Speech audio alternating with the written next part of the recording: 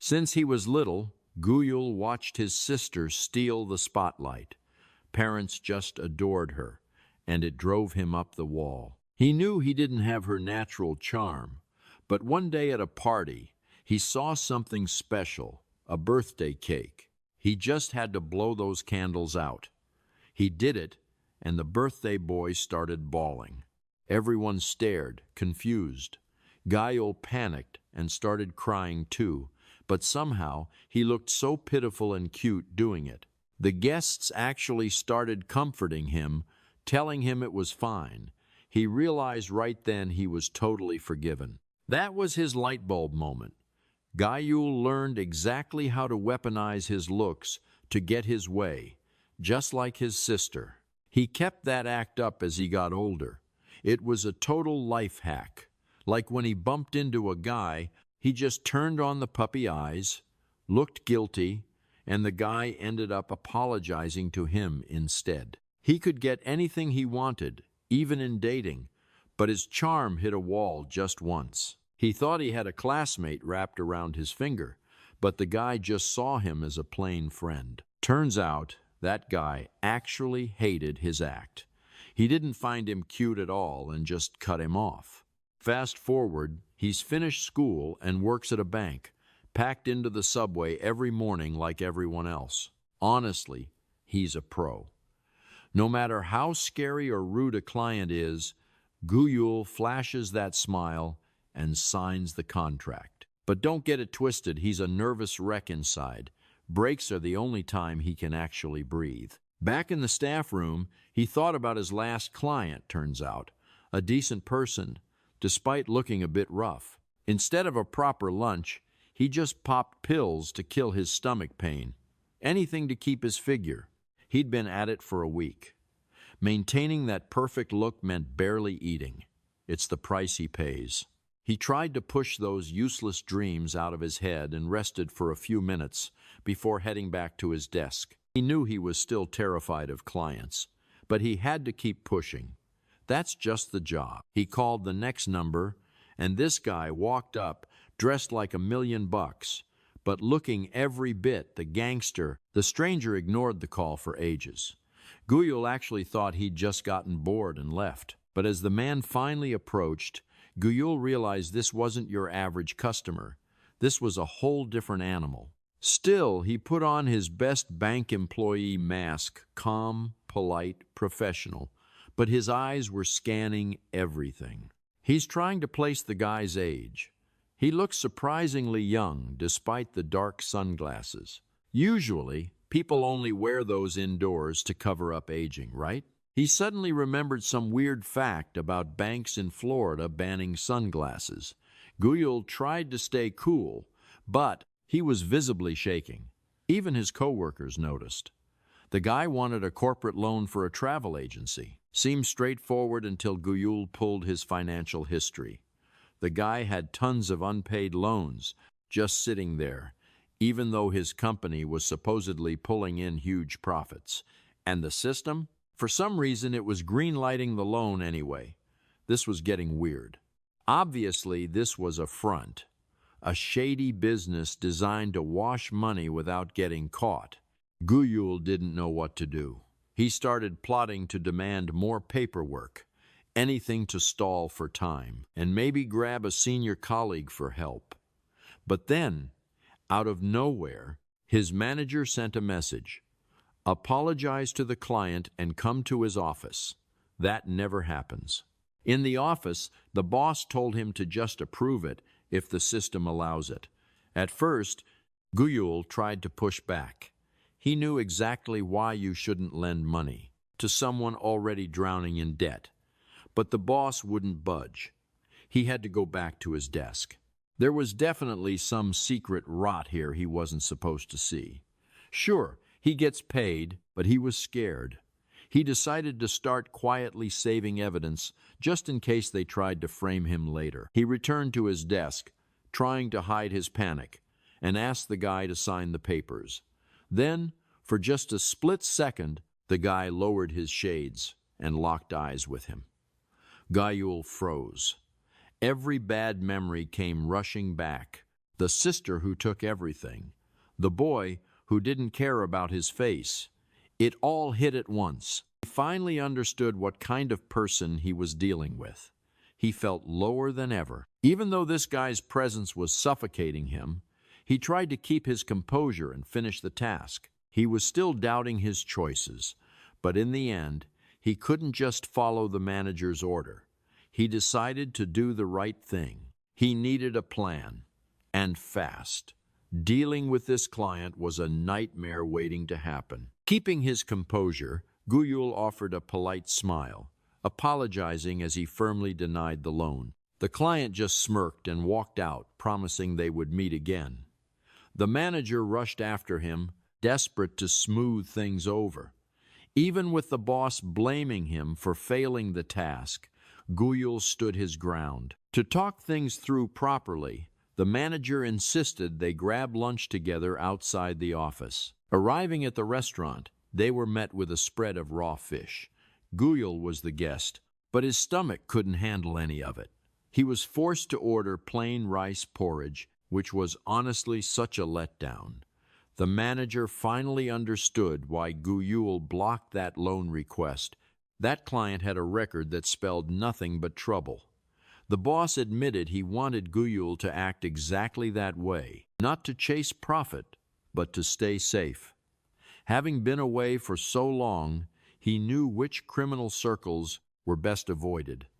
Now the bank was in deep, and only the young man who started this mess could fix it. He had no choice but to follow orders, trapped in a situation he couldn't escape. Guyul felt the dread settling in.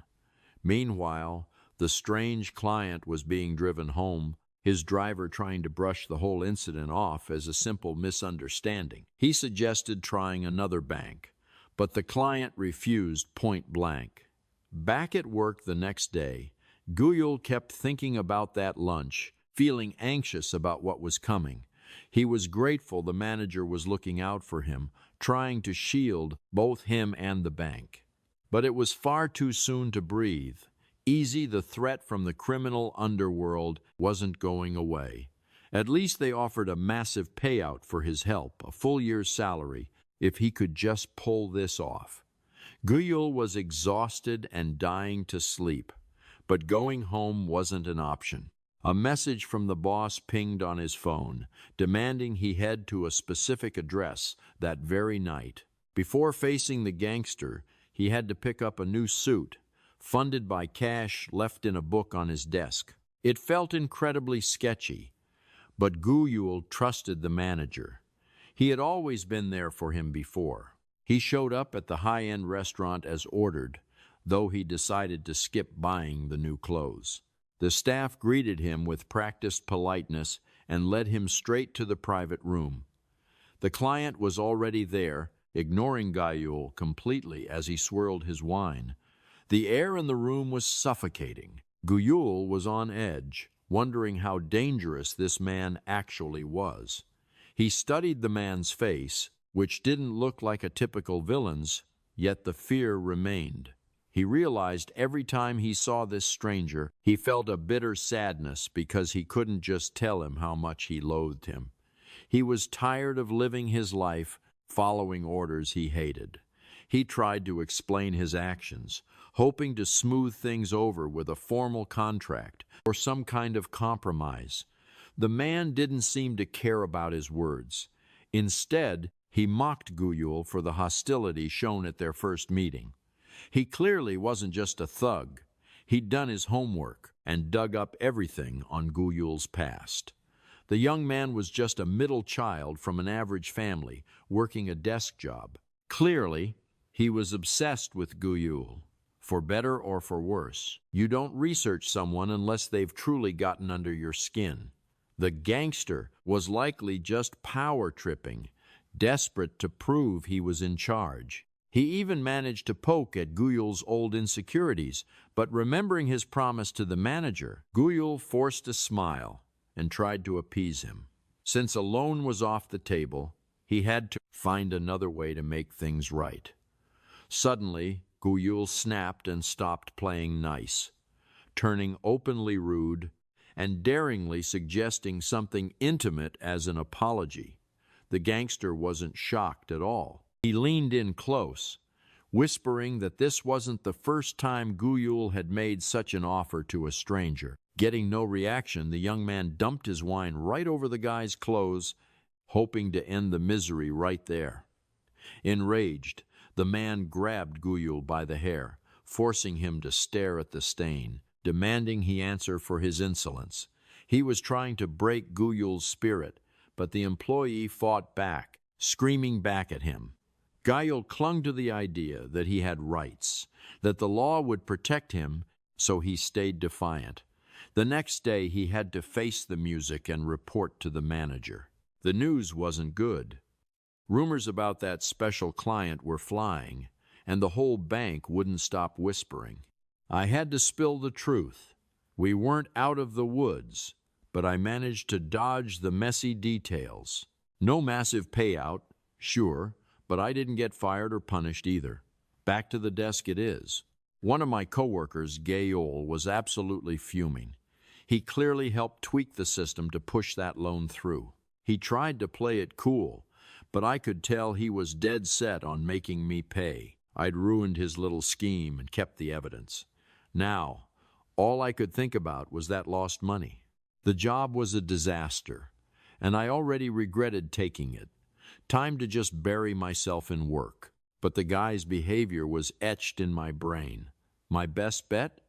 Just forget the whole nightmare. The manager gave me orders. It was tough, but the vibe in the bank felt totally off. It got loud, chaotic, and honestly miserable. I tried to get back to clients, but everyone just iced me out. Then came another guy who looked like a total thug. But weirdly, he didn't know a thing about business. He claimed he wanted a loan, but kept deferring to his clueless assistants the whole time. No clear answers at all. It was clear this mess was going to be a long one. My seniors had to step in, and I was told to put it off. Great. Just great. Then it kept happening. Endless people with questions I couldn't answer. Obviously, they were all clueless stooges working for him. Watching me, the former top performer, struggle, the others just gloated and mocked me.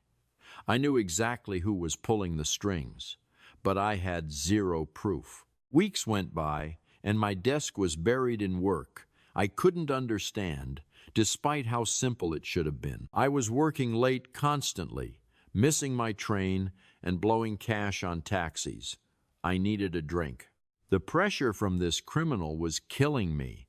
At first, I thought he'd eventually just get bored. Turns out I was wrong. Behind that arrogant smirk, the guy is actually just an idiot. His stubbornness proves it. That night, I just passed out at my kitchen table. One beer was all it took to knock me out. Then, back to the grind. A girl from my department finally pulled me aside. She was worried about me, and honestly, not just because I was late. My performance was tanking, and she could tell I was barely hanging on. She didn't want to be mean, but she warned me to stop causing trouble for myself and everyone else.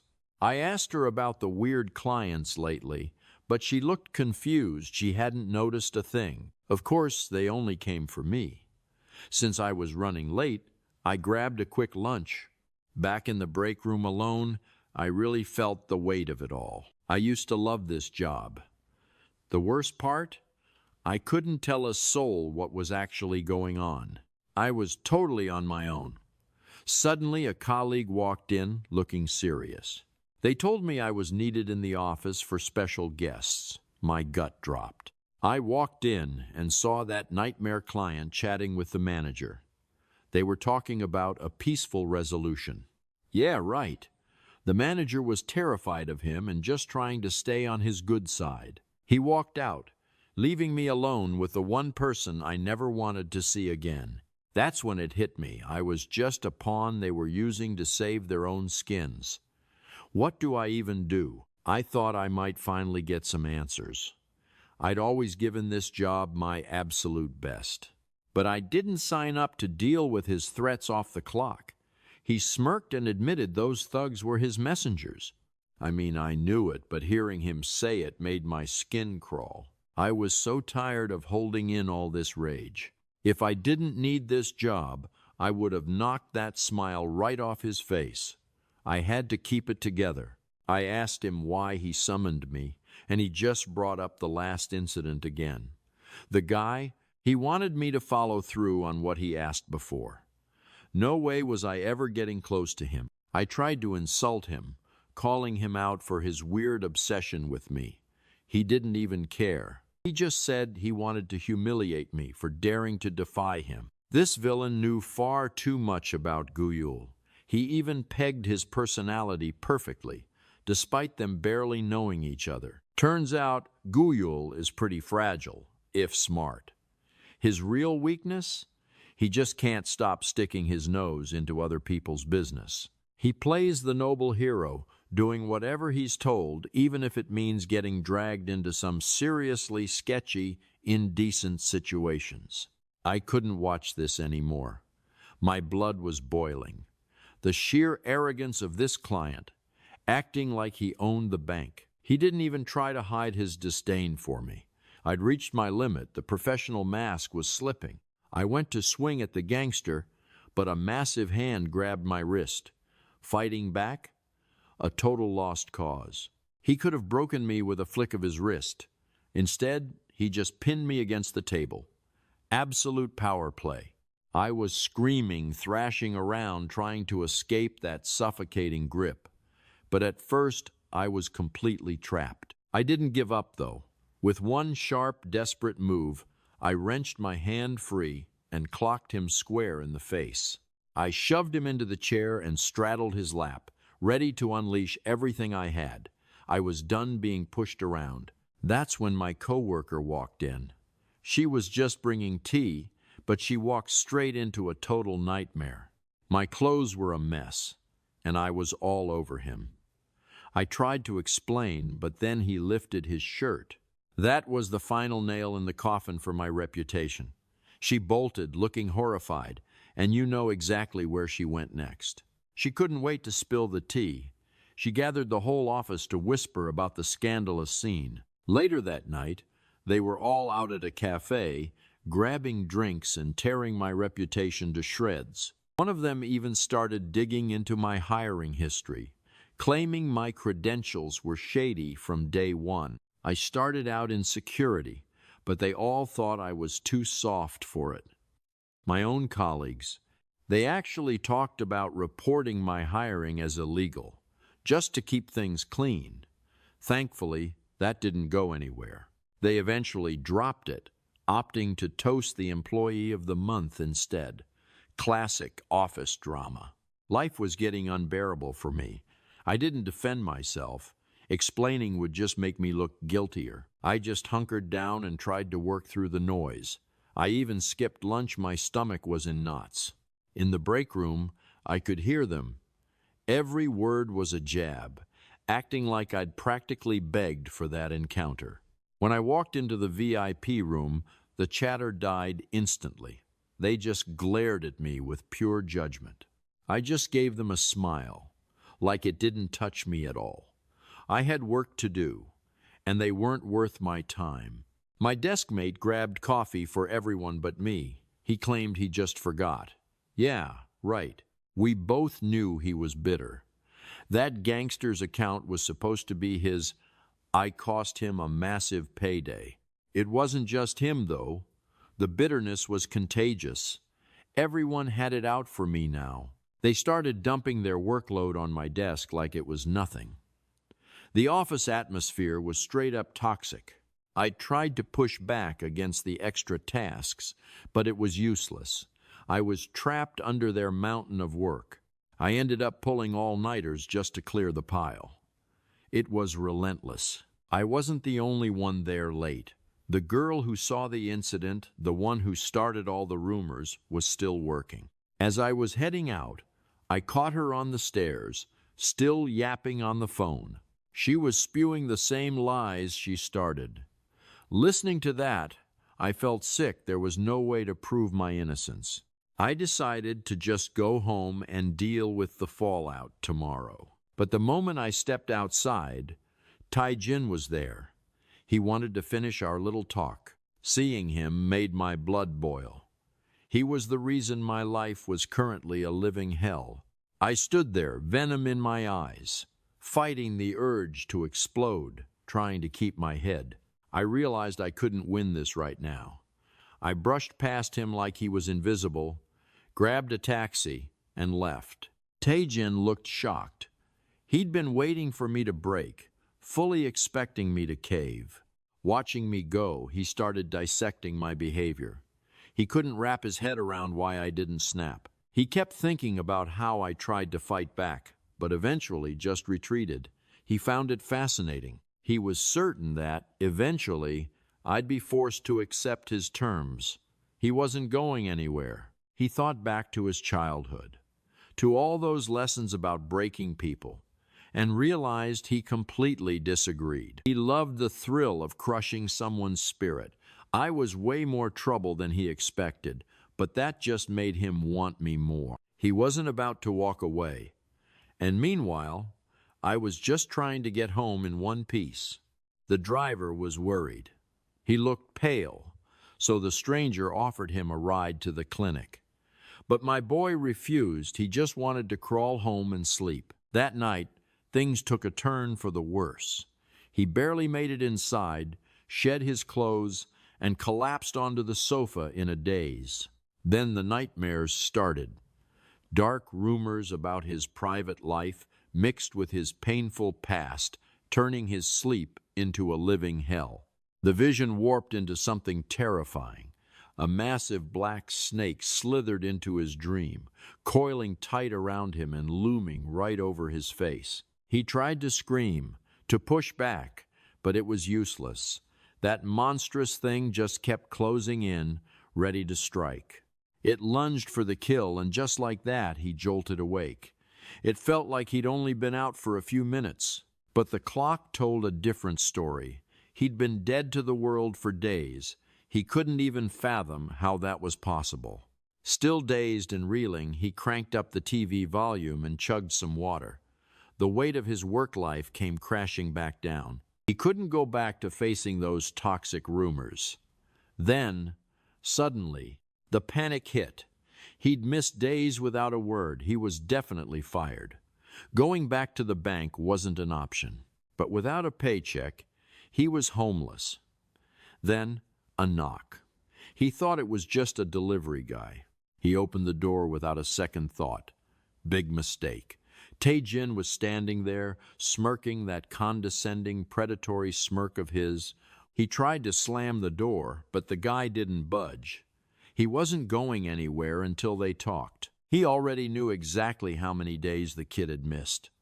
He knew his career at the bank was basically over. And then, the ultimate power move. He handed over a business card for his own company. Tomorrow, start working for me. Even his assistant looked confused, questioning why the boss would hire someone with such mediocre qualifications. He didn't want to hear it. The boss had made his choice, and he wasn't about to change his mind for anyone. Rumor had it someone else had to get the boot just to make room. Meanwhile, Guyul stared at that card, ready to toss it. He had no intention of ever stepping foot in that office. And yet, he showed up. Tae-jin just smirked. He knew he'd win in the end, even though Guyul was just playing along. That guy knew his victim would fold. Now, the contract was signed, the duties were laid out, and the trap was officially set. With a fake saccharine smile, the boss welcomed him aboard. Guyul, though, he had his own secret agenda. Keep your friends close, but keep your enemies closer. If I'm in his territory, I'll find a way to take him down for good. I used to dream of a peaceful, normal life, but those days are gone. I've realized that's not my reality anymore. No more pretending, no more walking on eggshells. From now on, I do what I want, and I don't care what they think. It's all about the revenge. I'll make him suffer, or maybe I'll make him obsess over me, just to break his heart later. The work itself? Easy. An office job is nothing. I was confident I could handle it with my eyes closed. So, I dived right in. But my new coworkers? They were weird. They didn't even seem to know how to use a computer. As soon as I set my desk up, some hulking brute leaned over and started asking where he could buy cute stationery.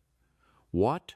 The stares were everywhere. It was uncomfortable, but honestly, that wasn't even the strangest part of this office. I booted up my PC and realized the file system was a total mess. I asked around, and turns out they'd never even heard of basic office software. These people were doing complex math on paper and calculators. They had no clue there was an easier way. I ended up teaching them simple shortcuts just to get the department running. It made my life easier, at least, but it was exhausting. Do I really have to explain the basics to everyone here? I seriously considered just walking out. I had to calm down. Remember the mission.